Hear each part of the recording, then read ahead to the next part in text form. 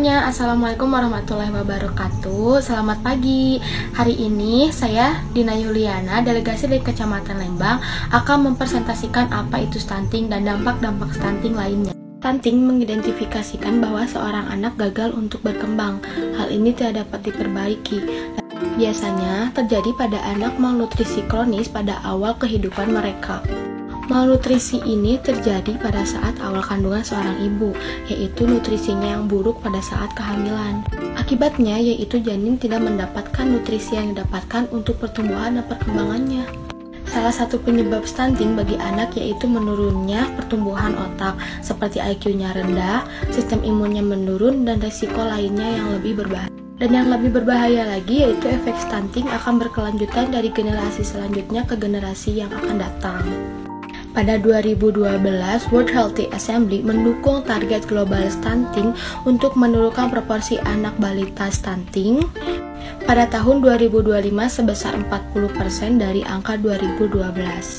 Di Indonesia, masalah stunting pada balita itu masih cukup serius, dengan angka nasionalnya 37,2%. Angka ini bervariasi dari yang terendah di Kepulauan Riau, di Yogyakarta, di Jakarta, dan di Kalimantan Timur, yaitu dengan kurang dari 30%. Dan angka yang paling tertinggi yaitu 50% berada di Nusa Tenggara Timur. Nah, ini dia presentasi prevalensi stunting 10 desa lokus lama. Lalu, ini prevalensi stunting 10 desa lokus yang baru. Terdapat beberapa indikator kesehatan calon ibu yang memiliki resiko tinggi melahirkan anak stunting, diantaranya usia melahirkan ibu kurang dari 20 tahun. Berdasarkan data riset kesehatan dasar tahun 2018, terjadi anemia pada bumil usia 15-24 tahun sebanyak 41%.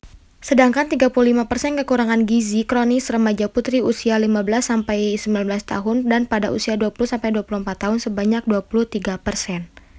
Beberapa pencegahan yang ibu hamil harus lakukan. Yang pertama, selama kehamilan, ibu harus mengonsumsi makanan dengan gizi seimbang. Yang kedua, ibu hamil melakukan pemeriksaan minimal 4 kali selama kehamilan. Yang ketiga, memberikan stimulasi pada janin dalam kandungan. Yang keempat, memperkenalkan makanan bergizi pada anak sesuai dengan usianya. Selanjutnya, ada memberikan IMD ASI eksklusif selama 6 bulan dan dilanjut dengan pemberian makanan pendamping. Yang terakhir, ada memberikan stimulasi atau rangsangan kepada anak sesuai dengan usianya dan memantau perkembangan anak dengan kartu kembang anak atau KAA. Nah, teman-teman perlu diketahui di Indonesia itu tidak berubahnya prevalensi status gizi, kemungkinan besar disebabkan oleh belum meratanya pemantauan pertumbuhan anak-anak balita. Hal ini terlihat dari kecenderungan proporsi balita yang tidak pernah ditimbang 6 bulan terakhir itu. Peningkatannya yaitu dari 25,5% pada tahun 2007 menjadi 34,3% pada tahun 2013. Nah, menurut WHO, di Indonesia prevalensi balita pendek mengalami peningkatan dari tahun 2016 sebanyak 27,5% ke tahun 2017 yaitu 29,6%. Bahkan menurut WHO, Indonesia termasuk peringkat ketiga dengan prevalensi stunting tertinggi di regional Asia Tenggara. Ada 1 dari 3 balita di Jawa Barat atau sedikit di atas kasus nasional yaitu 31,1% mengalami stunting.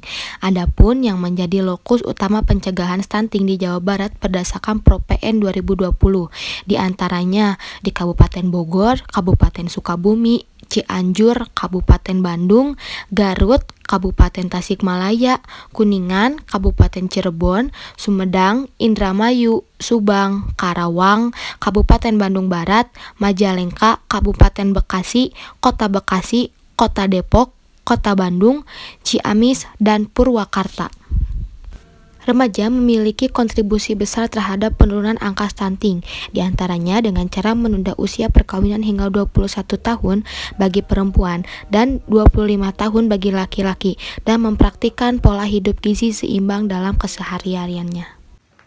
Nah, ada satu lagi materi atau teori yang di buku modul ini yang aku baca, yaitu upaya pencapaian output proyek prioritas nasional atau ProPN yang terpaparnya materi gizi bagi remaja dalam rangka mendukung pencegahan stunting melalui pembiasaan pola konsumsi gizi seimbang bagi remaja. Nah, Untuk kalian semua, penting gak sih mengonsumsi gizi yang baik itu? Penting banget nih, apalagi untuk ibu hamil. Maka dari itu, kita semua wajib banget menjaga makanan atau pola makanan dan gizi yang lebih bagus lagi. Maka dari itu, kita harus benar-benar mencegah apa itu stunting ya teman-teman. Penting banget nih bagi remaja untuk menjaga terjadinya stunting, karena di Indonesia itu sampai tahun 2018 mencapai 30,9%. Jadi makin tahun itu bukannya makin menurun, malah makin meningkat nih stuntingnya. Penelitian menunjukkan bahwa kejadian stunting ini amat sangat erat dengan gizi remaja, terutama remaja perempuan. Jadi di sini pencegahannya tidak hanya untuk remaja putra, namun lebih ke remaja putri. Kenapa? Karena remaja putri akan mengalami apa itu kelahiran, atau lebih umumnya lagi itu masa kehamilan. Jadi dari masa kehamilan itu, dari pertama ibu mulai merasakan ibu udah mempunyai janin, disitulah ibu harus menjaga mengonsumsinya seperti apa, bahkan tidak hanya pengonsumsiannya, dari pola tidur dan pola kesehariannya juga. Lebih jelasnya lagi, pada saat anak mulai bertumbuh kembang, disitulah anak harus dijaga makanannya. Di sini ada beberapa pencegahan untuk ibu hamil dan anaknya. Yang pertama itu ibu harus mengonsumsi gizi yang baik sejak hamil. Yang kedua, beri bayi ASI eksklusif sampai 6 bulan. Lalu, kenapa sih ASI berperan penting untuk bayi?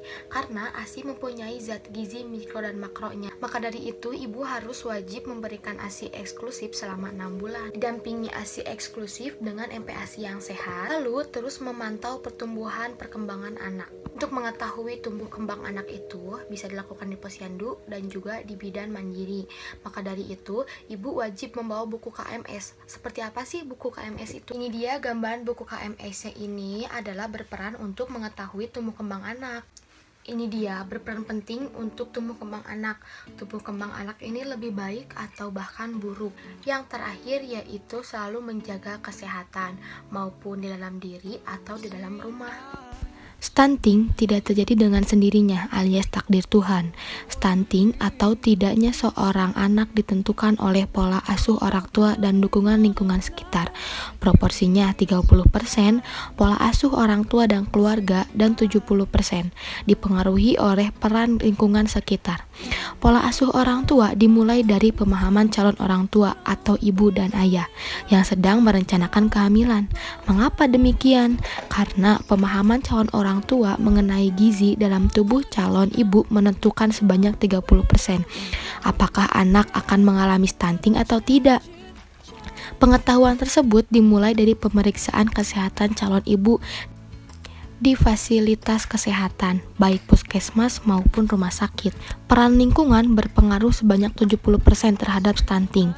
Hal ini berkaitan dengan akses calon ibu dan ibu pada fasilitas kesehatan, air bersih, sanitasi dan lingkungan yang sehat di mana ia tinggal. Termasuk juga peran berbagai pihak dalam kolaborasi yang disebut sebagai intervensi gizi. Dalam jangka panjang, penderita stunting akan mengalami masalah terkait kecerdasan, kerentanan terhadap penyakit, menurunkan produktivitas, hingga menghambat pertumbuhan ekonomi nasional dan meningkatkan kemiskinan serta kesenjangan. Anak Indonesia adalah masa depan bangsa, di mana merekalah generasi yang akan membangun, memelihara dan memperjuangkan Indonesia puluhan tahun ke depan saat generasi sekarang menjadi tua lagi lemah. Sehingga pencegahan stunting memang dibutuhkan kerjasama semua pihak.